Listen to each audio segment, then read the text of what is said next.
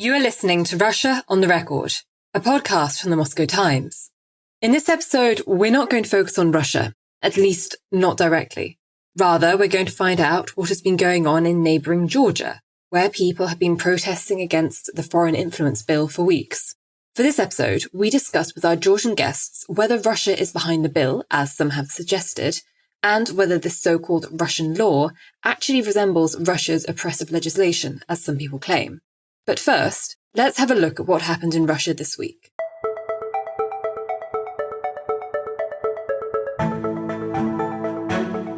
Vladimir Putin was sworn in for his fifth term as president on Tuesday. The 71-year-old has been in power for over 20 years and is set to serve another 6-year term after winning an election where fraud was reportedly widespread and no real opposition was allowed to run. In his speech, Putin repeated his calls for national unity and said he would prioritize the interests and security of the Russian people above all else. Russia's State Duma has passed a bill banning foreign agents from standing in elections at the federal, regional and local levels. Hundreds of NGOs, journalists and news outlets, including the Moscow Times, have been slapped with this label since 2012, burdening them with the difficult disclosure requirements and the stigma of allegedly working in the interests of foreign governments. Duma Speaker Vyacheslav Volodin said that 10 foreign agents currently hold political office in Russia. They will have 6 months to have the status removed, he says. Otherwise, they could be removed from their posts. The bill must now be passed by the Upper House Federation Council and signed by Putin before it becomes law. Kyiv says it has detained 2 Ukrainian security officials involved in a Russia-coordinated plot to kill President Volodymyr Zelensky. According to the Ukrainian SVU security agency, the agents were supposed to share the location of Zelensky and other officials with Russia, who would target them with a missile strike. Russia added Zelensky to its federal wanted list earlier this week. A US Army soldier has been arrested in Russia on theft charges, with the court in Vladivostok saying he will be held in pre-trial detention until early July. The court provided few details about the case, citing its sensitivity, but the Russian tabloid Izvestia and Baza Telegram channel, which is suspected of having connections with law enforcement, said the man, identified as Gordon Black, is thought to have beaten his Russian girlfriend and have stolen alcohol and money from her. And the Russian journalist Nadezhda Kirkova has been placed in pretrial detention on accusations of justifying terrorism. Kirkova has worked for both Russian state and independent media as a war correspondent, covering conflicts in the North Caucasus and the Middle East. She was arrested after investigators accused her of making posts on Telegram that justified the activities of the Taliban, a group Russian officials have actually indicated may be removed from the country's list of terrorists in the near future. Her son and ex-husband, who are both journalists, maintain that she is innocent.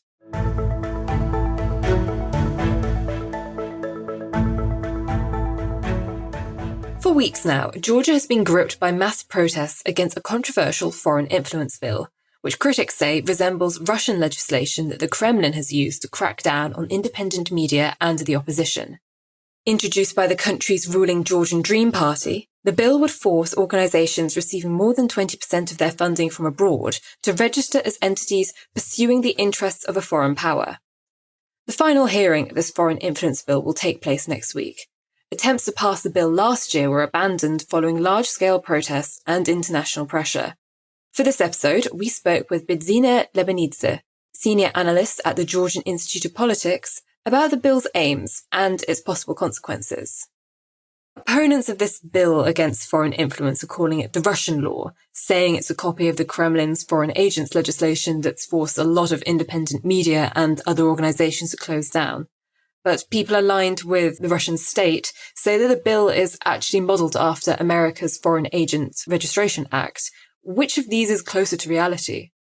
Well, the critics of the bill say that there are significant differences between FARA and the Georgian Foreign Agents Bill because, for instance, FARA mostly focuses on lobby groups, for instance, or the organizations that want to register as lobby groups in the United States, while the Georgian version focuses on everyone, on every organization who receives 20% of its funding from abroad. And also the context is important, I think, because Georgia, is a kind of hybrid state. It's not a democracy. And in similar countries, these kind of legislations are often used to put pressure on non-governmental organizations. And in many ways, it is more similar to foreign agents laws that exist in some post-Soviet states. So not only in Russia, for instance, so in Central Asia, or in Azerbaijan, in Belarus, even in Hungary, that Viktor Orban's party introduced last year, but then again it was withdrawn due to pressure coming from European Commission. And the bill is criticized by US state officials themselves that it doesn't have much in common with FARA, and also is criticized by many European politicians that this kind of legislation neither exists in the United States nor in Europe, and is not in compliance with Georgia's EU accession attempts and European legislation. You mentioned NGOs, so who are the main targets of this bill? Yes, mostly NGOs, non-governmental organizations, they are main target. And in Georgia, so many NGOs and so many UN physical persons receive foreign funding. And one of the main objectives of the bill is to create this registry where all these organizations will register who receive 20% or more of its funding from foreign sources. And then one of the main points of criticism is that it will then create a stigma to stigmatize those organizations when they are called agents, for instance, and it will make their work hard. The government can also scrutinize more and put more pressure on those organizations. And in Georgia, generally, as you may know, the opposition is quite weak, and the main voice of criticism was NGOs and civil society, who kind of tried to keep in check government. And therefore, probably government is trying, by introducing this bill, also to weaken its last remaining stronghold of critical voice and of independent agencies that exist in the country. Why was the bill not passed into law when it was first raised in 2023? And why is the government trying again now? Well, they did try to adopt it in 2023, actually, as you may know, but then the government was surprised by the protests that erupted after the introduction of the bill, and especially by the nature of the protests, which were not led by opposition parties, which are quite discriminated in Georgia, but mostly by youth, especially by Generation Z. And this is a kind of very uncomfortable opponent for the government because they can't discredit it and they can't brutally suppress it or use some methods of cracking down, because they are mostly very young people. Some of them or many of them go to school or to universities, and if government uses excessive force against them, it will lead to more outcry and more protest in the population. And therefore, the last year, the government decided at some point that probably the situation was getting out of the hand, that it was better strategy for them or better option to back down this time and withdraw the bill. So it was some kind of very pragmatic calculation by the government that it was not the right moment probably to introduce the bill. But then this year they are trying again. They are trying their luck. But this year they are kind of more determined to bring this to the end. And they kind of went all in and are playing this very high-risk game because the situation is the same. We have even larger protests in Georgia this time, and the same groups of population are again protesting against it, mostly youth and Gen Z, but also other groups. It's almost all groups of society are participating in the protest. But this time it's more serious because government is trying really to bring it to the end. Why has the public's reaction to this law been so strong? Probably the main reason is that it is kind of linked to Georgia's European perspective and European future. And you made it absolutely clear that adoption of this law is in direct contradiction with Georgia advancing further on its path of European EU accession. And if Georgia adopts this bill, then there will be no next stage, for instance, for Georgia, which is the negotiation stage. And the same with US. US has been criticizing the law, and the impression is that if Georgia adopts this law, it will kind of change Georgia's foreign policy orientation, also from pro-Western orientation towards, less pro-Western. Some people even say pro-Russian orientation, for instance. I'm not sure Georgia will automatically become pro-Russian country, but it is certain that this will irreversibly damage Georgia's relations with the West, and it will kill the process of Georgia's EU accession. And I think this is the main point why so many people are protesting against this bill. Bidzina Lebanidze, the Georgian Russian oligarch, is often mentioned as perhaps playing a role in this foreign influence bill. Is that correct? And if so, what is that role? Well, Bidzina Lebanidze, it is no secret that he has a huge influence on Georgian politics, and he gives directions to Georgian government and Georgian ruling party what to do. Of course, he now is not involved in day-to-day operational activities, but he gives general guidelines to the government and to the parliament. And this has been the case since Georgian Dream came to power, since 2012. And of course, also, we don't know with certainty the procedures, how the idea of this bill was born, but we can probably assume from this that this was also the Bidzina Lebanidze's idea, or at least it happened with Bidzina Lebanidze's consent. And the fact that the Georgian Dream organized this huge rally in Tbilisi to show that so they have supporters, and the main event of this rally was Bidzina Lebanidze's speech where he defended this legislation and also tried to explain why Georgia needed it. It says a lot about the fact that it was in fact initiated by Bidzina Lebanidze. And the rest of Georgian government and Georgia's ruling party are just following his orders. Again, this was the main modus operandi of Georgian politics since 2012, and probably it will continue as long as Georgian Dream is in power. Is modern Russia serving as a kind of role model for the Georgian authorities to some extent today? I would not say it's a role model, but probably. So what Georgian government wants to achieve is to consolidate power and to stay in power as long as possible. And they know that if they rely on the United States and the European Union only, this will be impossible, because at some point they will increase their pressure. They want more democratic Georgia. They want power rotation. This was also the same with the former government of UNM, United Nations Movement, and Mikhail Saakashvili.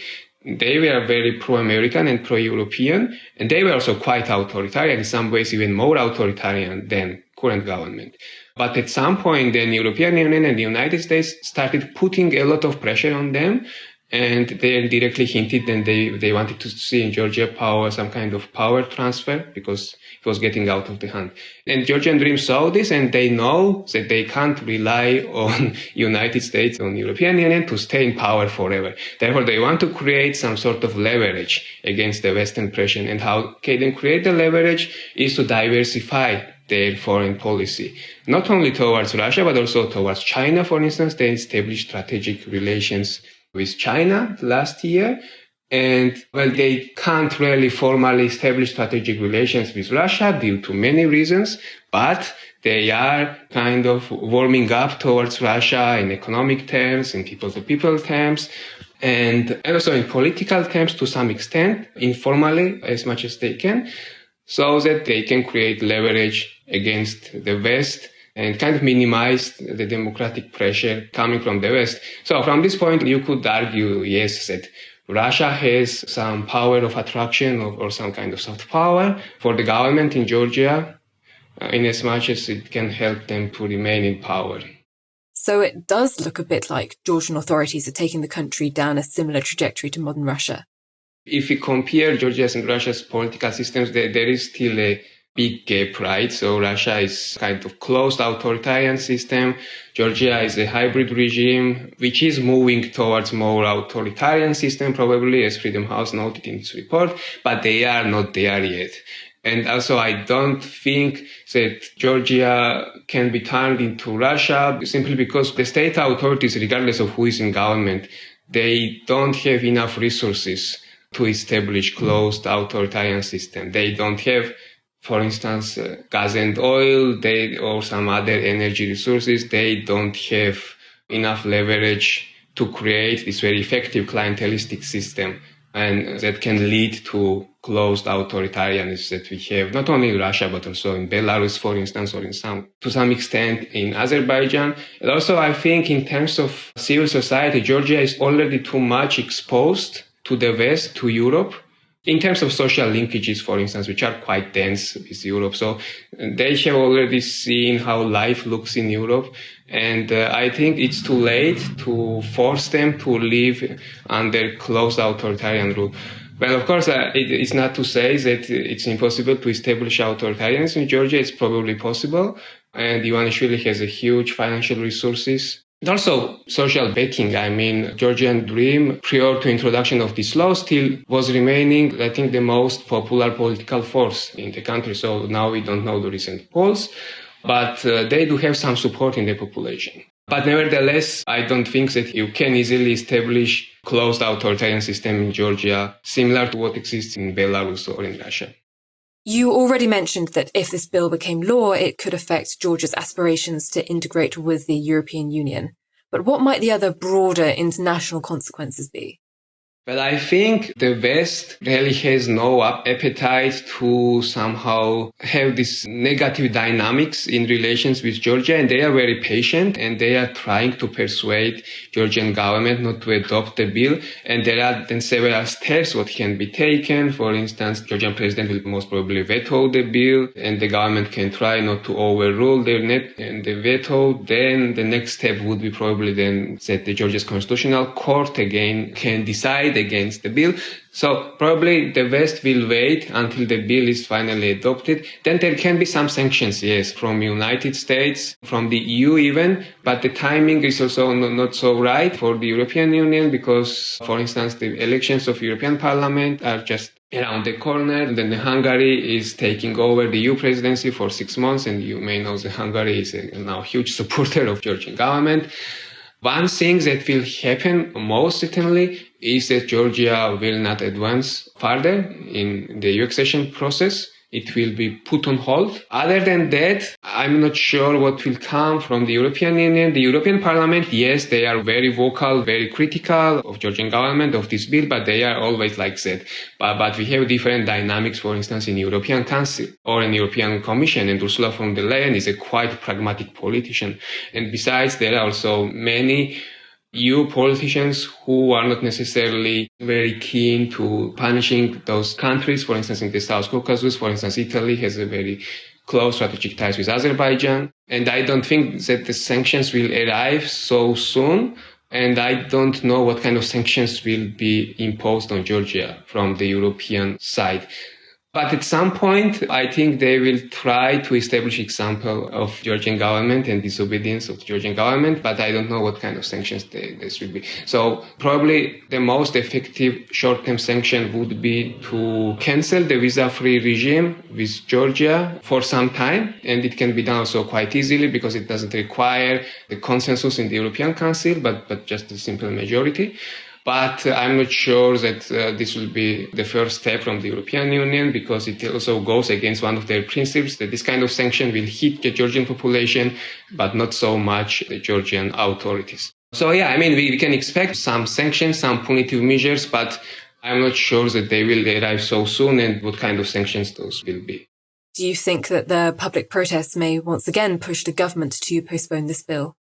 Well, many hope in Tbilisi that this can happen, that the government once again will withdraw the bill and the problem will be solved in the short-term perspective.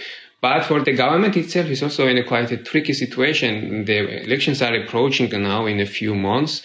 And if they just withdraw it like that, it will again show their weakness. So they tried it last year, they did not manage, they backed down, they do the same this year. So by doing that, they could communicate their weakness also with population. So if they will do that, and hopefully there is a way to do that so that they can also save their face. But I mean, the problem is so far is that the government seems really determined to adopt the bill this time.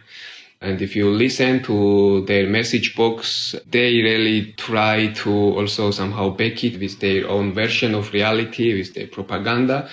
And so far, they don't show the signs of backing down. Probably if the protests continue for several weeks or even months, so they may decide that this bill actually will undermine their power and will have the adverse effect and more negative effect on their political survival. Because, I mean, the Georgian Dream, you can say whatever you want about them, but so far they have been a quite pragmatic actor in Georgian politics. So every time when they felt that they crossed some red line, they don't have a problem backing down to survive politically. But I think so this red line of pragmatism also kind of crossed this time. So therefore, I'm quite skeptical whether they will back down this time.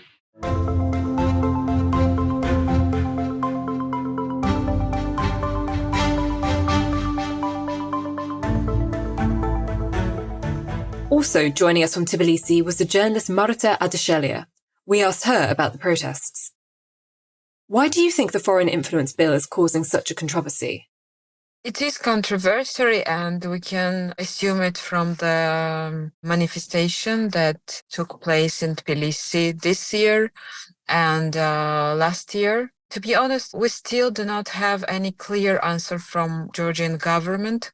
Why do they need it? The only explanation is that they would make more transparent NGOs and medias, which are funded by international donors. But at the same time, we have really good legislation which works actively, and there is no field for a small organization to hide their income. And as a media manager, I can say that every month we are making all the financial reports to the taxation agency and so on and so forth. So it seems that the law which they are raising, the bill, we have there some gaps. I mean, when we need more clear explanation of the points they offer. And first is that when Georgian Dream's government promoting the foreign agent influence, they are not define what is the foreign influence. I mean, which countries or which specific forces we can consider as a foreign influence in a negative way. And it gives for developing democracies and for kind of authoritarian regime that we have in Georgia, a very nice field to manipulate with this law, with this regulation, and then can consider as a foreign agents any media organization inside country. We know that in EU, they are discussing this bill, and in France they have, in Great Britain, and of course in US, they have very concrete definition who is the foreign agent influence provider in their country. And it is not about the local companies or NGOs. It is all about foreign companies. But in Georgia, we have a situation when all local Georgian NGOs would be considered as a foreign agents. And it makes us feel very dangerous. And of course, it seems that the only goal that ruling party has is to shut up critics and freedom of expression. That's why we are protesting. As you say, these protests have been going on for weeks, with people calling this bill the Russian law. So is this protest against the bill or more of a protest against the Georgian government or even Russia? It's very complex. And as this bill is considered of being Russian model of, so we have the two type of this law, yeah? In international law, it's a Russian model and FARA model. So Georgian bill is a Russian model. That's why protesters call it Russian law. And Georgian Dream is considering to be very loyal to Russia. And a few days ago, we have a first appearance in front of the huge crowd of Bidzina Lebanidze, the founder of Georgian Dream Party, the oligarch, who gave a 20-minute speech. And it was a very Russian speech, I suppose, very Vladimir Putin's speech, in a way, how he divided society into betrayers and like good Georgians. And in a way, how he blamed foreign countries to rule Georgia. He even has told that Rose Revolution in 2003 was inspired and managed by Agentura. And this term is very familiar to our Soviet parents. and of course for today's Russia.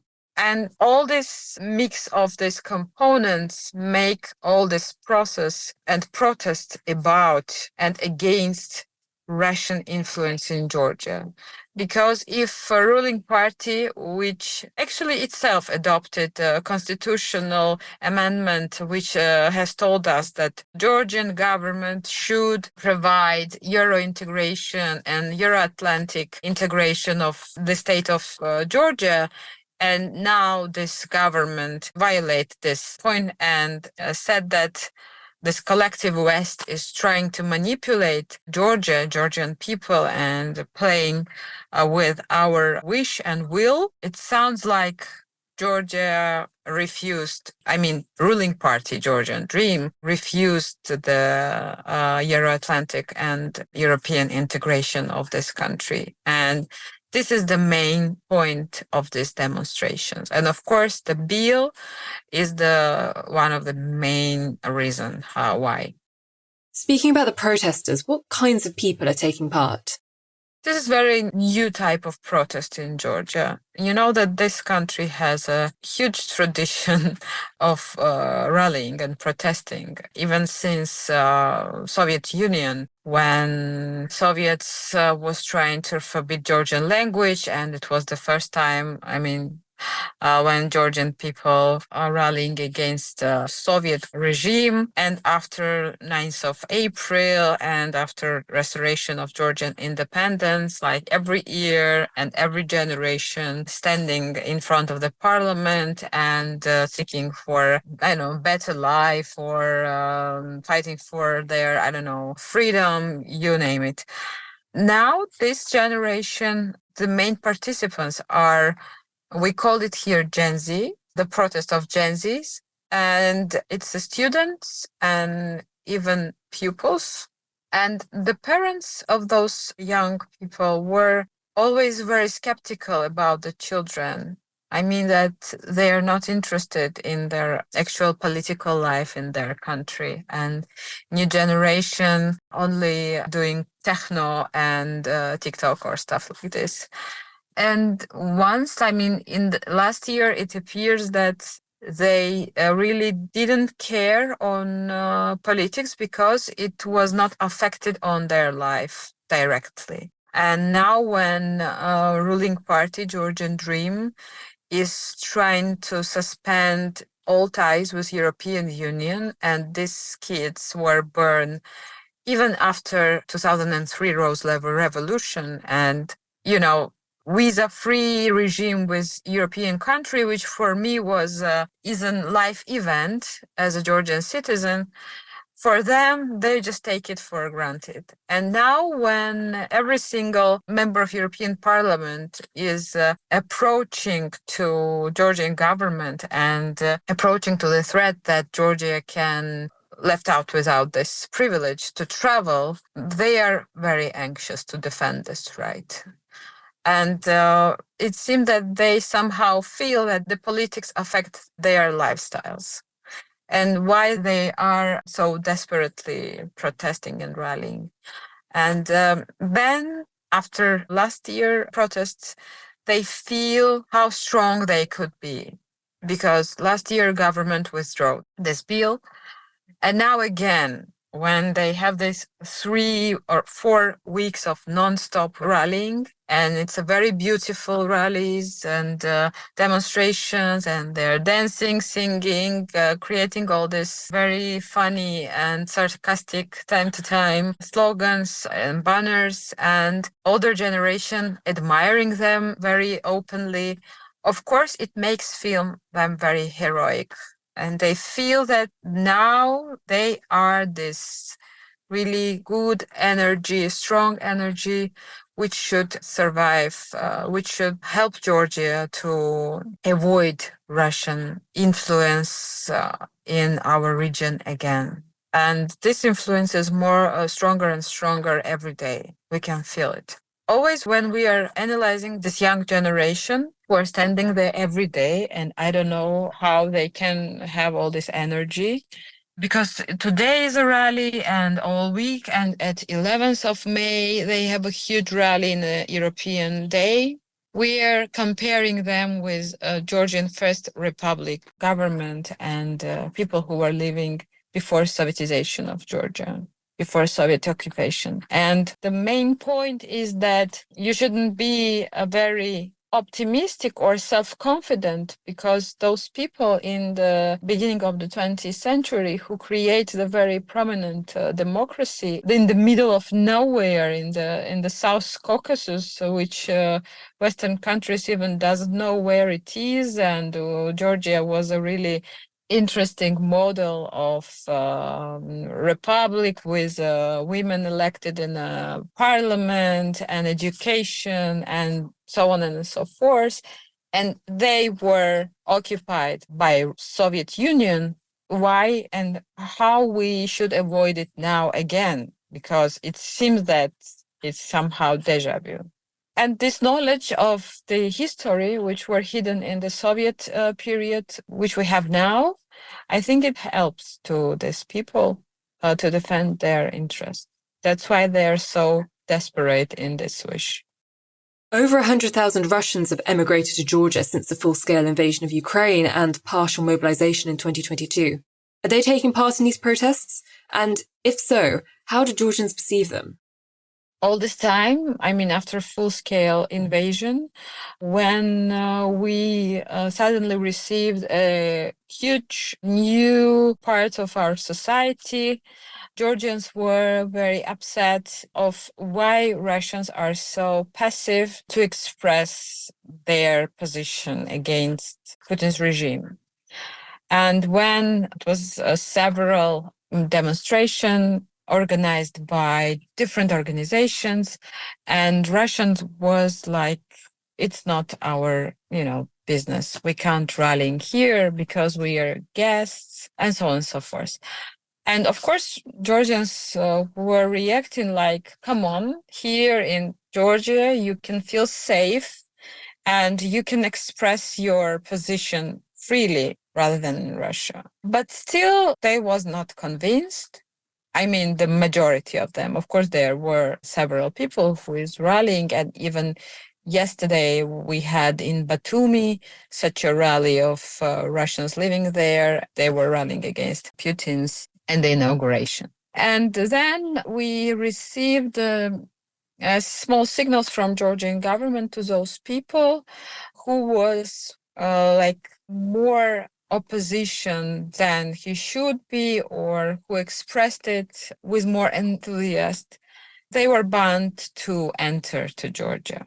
And this is the main point for Russians living here, that Georgian government use repressions against them because they have this deal with Moscow. And you know that some Russian opposition leaders, very prominent, were refused to enter to Georgia. We have several cases. So about this deal, it's very, very, it's like common sense here. We have that, Georgian government, Russian government, they have the common list of people, like blacklist, and so on and so forth. And the main idea is that the Russians living here, they're afraid of such measures from Georgian government. But these days and these demonstrations is like a day X for Georgia, when, many of Georgian citizens who have had negotiations with the government, with the ruling parties. And it's a small country. We know each other well from different parties, from different organizations. And it's very hard when you should defend your positions against a very close friend of you, or I don't know. And I think that part of Russians living here, they get this idea. And when I'm working on demonstration, or when I'm participating in demonstration myself, I can see some people with a Slav, appearance, and I can see that they are Russians. And even I have noticed on social media that Georgians, in contrast with the situation after the mobilization, when Georgians were very aggressive to Russian, and we do not want them to enter to Georgia and seek here any kind of, safe place for them, because we thought that it's not fair when the occupant countries, residents living here and stuff. But this time I feel that there is some improvement from both sides. And I've met in Facebook several publications that look at this. This is the stand for, like the first aid kit for those who are protesting from Russians. They have here a cafe or something, and they just put it here in front of their doors, and you can use it and stuff. And the other story was that two students, they just entered to the cafe and asking for a toilet. And when they was coming back, the barman called them and just give them tequilas. And he said, Gaumar just Sakartvelos, like, God bless Georgia. And he was Russian. And he told them, good luck to you with this fight, because you are fighting for us as well. And I even saw the Russians when it was some violence scene, when, police was. So I feel somehow that these people living here, they considered this process as a part of their lives as well, which is very important for Georgians, because when you're living in a country and sharing the situation here, and you know that there is some forces affecting on life, and you know this, and you know it's better than even Georgian who are now protesting against Russia. Of course, you should support them, or you should give them an advice. You should say that please do not repeat our mistakes. You should defend your freedom, because we're not defend our freedom. And now we are living in Georgia as refugees, as an expats, and we are not allowed to live in Russia freely and stuff like that. And I feel that part of Georgian society, even those parts which were radically aggressive to those Russians living here, they now feel much better. They feel a bit relieved because of this attitude. And I think it's a good process, of course. Do you think the Georgian authorities might bow down to protesters rallying against the foreign influence law, as well as to pressure from Western authorities like they did with last year's aborted foreign agents bill? The saddest part of the story is that we still have no any clue what is the Ivanishvili's game. So what is his goal? It is one of the options that he's trading with EU for his own safety. Like, okay, I will keep Georgia on a European track, but you shouldn't sanction me. This is one of the conspiracy theory about his actions, which have no any logical explanation, because everything was quite fine for Georgian Dream before this initiation. Georgian society was frustrated. Georgian opposition was compromised. We do not have any proper leader. Georgian society was tired and fed up, but undecided voters number was 30%. And it was ideal situation for Georgian Dream in front of the next parliamentary election in October. And suddenly they have made all this mess around this bill. And they provoke this patriotic, pro-Western mood in Georgian society. They bring into political area the new force as this young students educated in EU, have experience to travel all over the world, different experiences, different languages, knowledges, cultures. It's not a post-Soviet crowd. You can, manipulate it in a very Russian way. It is really interesting crowd. And they made all these things. I don't know the reason why. Because, Ivanishvili is a good strategist. He knows how to manipulate, how to manage all the political crisis, and he has a lot of money. He can buy every single Georgian. He can afford it. But now he and his team are very unpopular. Of course, they have supporters, but even those supporters they're admiring with these young people protesting on Tbilisi street. So could happen in a normal country. When you have 4 weeks of unending demonstration with thousands of people every single day, of course, you should withdraw this bill. But it seemed that it is not a plan for Ivanishvili. And it seemed that next week we will have final hearings. Then we have a veto for President Zurabishvili.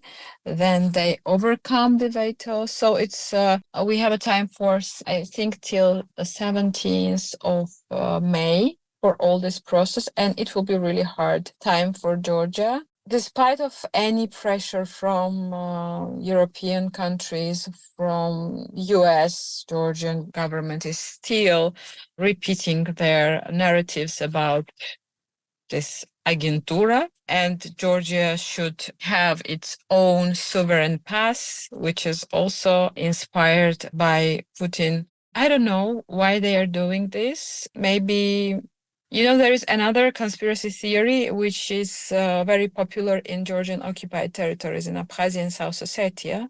They are pretty sure that Tbilisi and Moscow has a kind of a secret agreement. If Georgia refused EU integration, Russia brings back to Georgia this occupied territories as a confederation, which is total bullshit, because Russia now is building new military base in Ochamchira to counterfight Ukrainian Navy forces.